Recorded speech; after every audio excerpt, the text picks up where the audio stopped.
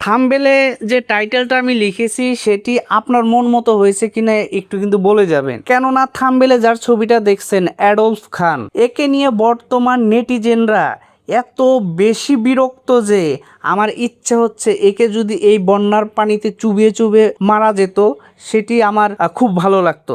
কেননা আসলে common sense বলতে যে একটা কিছু আছে সেটা কিন্তু এই অ্যাডলফ খানের মধ্যে আমি দেখি না। সে যে কাজ করে, সে যে প্রফেশনে আছে সেটাকে আমরা সম্মান করি, কিন্তু তাকে তো এটা বুঝতে হবে যে আমাদের সমাজ, আমাদের পরিবেশ, পরিস্থিতি, সংস্কৃতি আমি যেটা করছি সেটা আসলে পজিটিভলি নিচ্ছে না নেগেটিভলি নিচ্ছে। আসলে আমার মনে হয় অ্যাডলফ খানের আশেপাশের মানুষগুলো তাকে এত পরিমাণ তেল দেয় যে আপনি এরকম করেন তাহলে আপনাকে আরও বেশি ভালো দেখা যাবে। তার আসলে রুচিবোধই নাই। এর কাছে কে যে ক্লাস করে, এর শিক্ষার্থী বা কারা, একে আবার কে অ্যাওয়ার্ড দেয়, সো পুরো বিষয়টা নিয়ে আমরা নেটিজেনরা মারাত্মকভাবে বিরক্ত।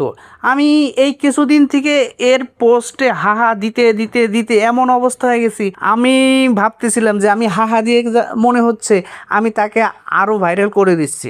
সো আমরা কিন্তু এটাই করি, যদি কাউকে দেখে হাসি পায় বা বিরক্ত ফিল করি আমরা তার পোস্টে হাহা দেই, দেখা যায় এভাবেই কিন্তু একটা পোস্ট ভাইরাল হয়ে যায়। সো আপনার অনুভূতি কি এই অ্যাডলফ খানকে নিয়ে সেটি কিন্তু অবশ্যই কমেন্ট সেকশনে জানিয়ে যাবেন। এইরকম ননসেন্স টাইপের সেলিব্রিটি আসলে আমাদের এই ইন্ডাস্ট্রিতে দরকার নাই। কারণ সে তার পেশাতে যদি ভালো থাকে, সে যদি ভালো কাজ করে সেটাকে আমরা অ্যাপ্রিসিয়েট করি, কিন্তু এ ধরনের ননসেন্স মার্কা ড্রেস পরে এইভাবে ড্যান্স করে মানে জাতিকে সে কি বুঝাইতে চায় আসলে আমরা বুঝি না। আপনি যদি বুঝে থাকেন সেটি কিন্তু অবশ্যই জানিয়ে যাবেন। আর কি বলবো, সভ্য ভাষায় এর চাইতে বেশি কিছু আর বলার নাই, কারণ অসভ্য ভাষা এখানে বলা পসিবল হচ্ছে না। কিন্তু যদি পসিবল হইতো তাহলে অনেক কিছু বলার ছিল, অনেক অসভ্য ভাষা তার জন্য আমি স্টক করে রেখেছি। সো এই সভ্য মানুষদের সাথে যেহেতু উঠবোস করি, অসভ্য ভাষা আসলে আমাদের মানায় না।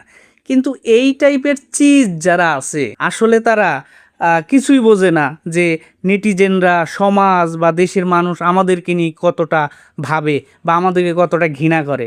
আসলে তাদের ওই ধরনের কমন সেন্সই নেই। তো আশা করি আপনারা এই সব চিজদের পোস্টে অবশ্যই লাইক, কমেন্ট, শেয়ার করবেন না, গালিও দিবেন না। কেননা যখনই আপনার লাইক, কমেন্ট, শেয়ার তারা পায়, তারা আরও বেশি উৎসাহ পায় যে হ্যাঁ সবাই তো হাহা দেখ, লাইক করুক বা যেটাই বলুক না কেন, আমাদের পোস্টগুলো, আমাদের ভিডিওগুলো তো দেখে, আরও রিচ পায় এবং ভাইরাল হয়ে যায়।